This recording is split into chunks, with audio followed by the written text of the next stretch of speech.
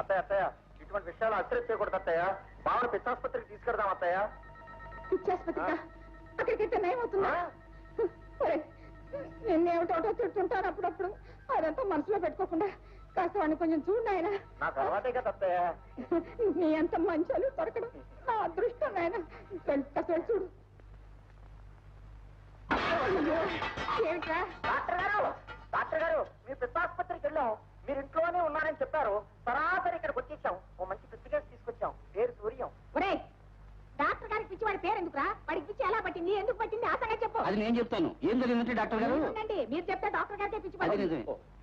Doctor గారు, మా వాడికి పెళ్ళాం పిచ్చి పట్టిందండి. ఓ ఉండండి ఉండండి. మీరు పెళ్ళాం పిచ్చి, తల్లి పిచ్చి, తండ్రి పిచ్చి, ఎన్ని రకాల పిచ్చులు అనుకుంటున్నారా ప్రపంచంలో? అసలు ఇది పెళ్ళాం పిచ్చి అని ఖచ్చితంగా ఎలా చెప్పగలరు? మామూలు పిచ్చి అయితే వచ్చే ముందే పట్టేది కదండి. ఇంటికి వచ్చాడు, చూశాడు, పిచ్చి పట్టింది. ఓహో, అంటే మిమ్మల్ని చూడగానే భయంతో పిచ్చి పట్టింది అనమాట. అయ్యో, నన్ను చూస్తే భయంతో పిచ్చి పట్టేది మా వారికండి.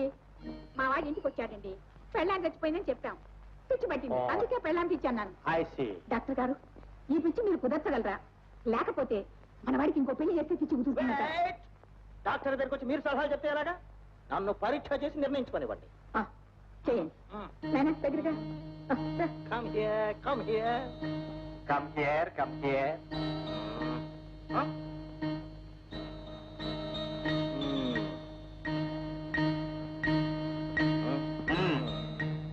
Good morning. Good morning. నీ పేరు? నీ పేరు సూర్యం అనుకో. అది నా పేరు.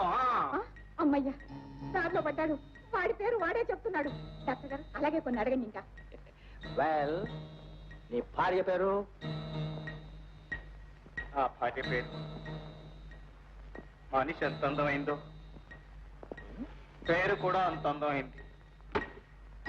Most beloved wife Sushila. ఎక్కడ ఎక్కడ ఎక్కడ సుశీల? నాయన, అదుండే చోటికి మనం పోలేంరా నాయన.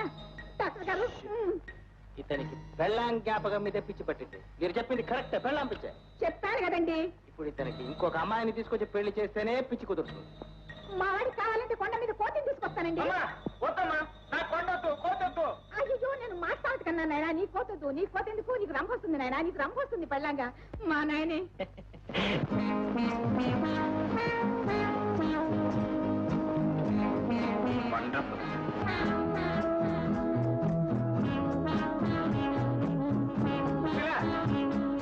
సుశీల బతికే ఉంది. సుశీల, నువ్వు బతికే ఉన్నావు అని చెప్తుంటే వీళ్ళెవరూ నమ్మటం లేదు. ఇది కళా నిజమా? అచ్చమ్మ సుశీలాగా ఉంది. అవునండి, అదే ఆలోచిస్తున్నా. ఏమిటి విడ్డూరం? ఏంటమ్మా, మన సుశీలే. Uncle, who is this dummy? ఎవరి పిచ్చేతను?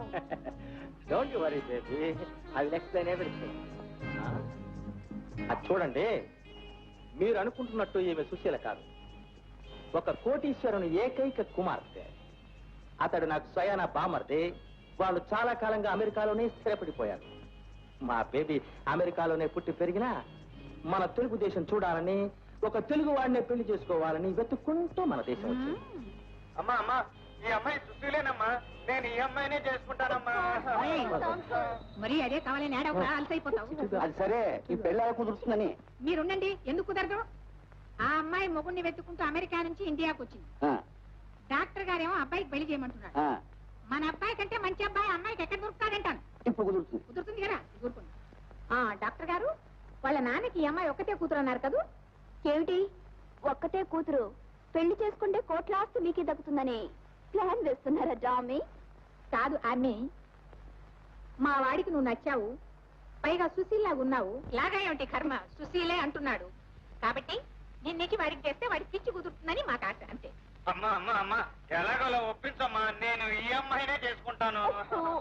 పరువు తీయకరా, ఈ విషయంలో అన్ని మీ పోలికలే వచ్చాయి. ఓకే ఓకే అంకుల్, ఇతను పిచ్చిలా ఉన్నా చాలా హ్యాండ్సమ్ గా ఉన్నాడు. ఐ మీన్ చాలా అందంగా ఉన్నాడు. పిచ్చి ఈ మధ్య పట్టింది అంటున్నారు. పెళ్లి తర్వాత పిచ్చి తగ్గిపోతుందని మీరే అంటున్నారు.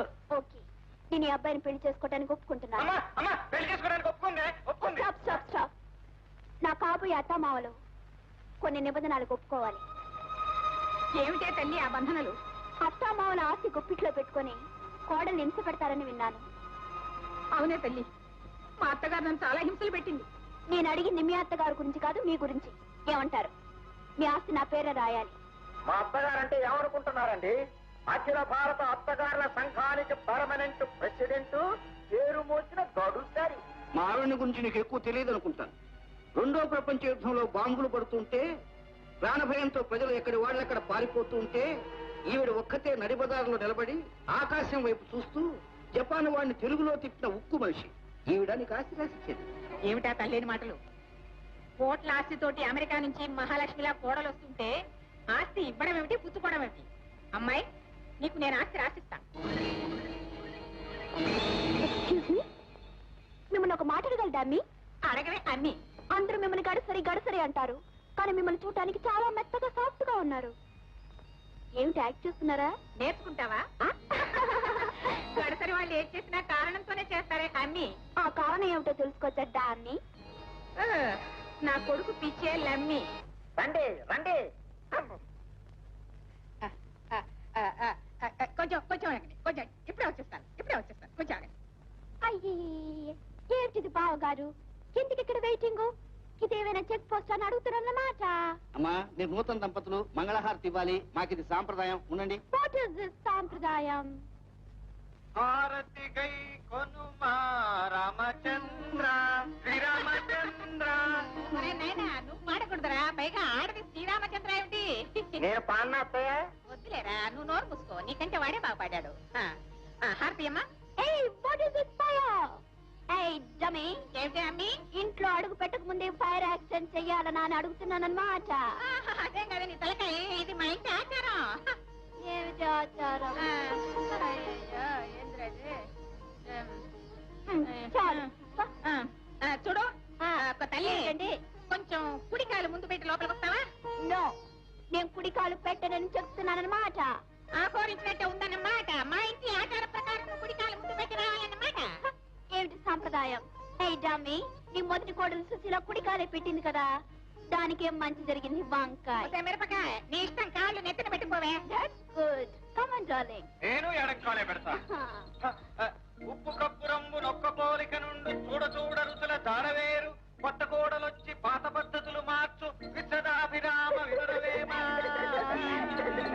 అమ్మా, వదిన అత్త సుశీలలాగే ఉంది. అవునా? పెద్ద పోదు ఎక్కువ. అవునా?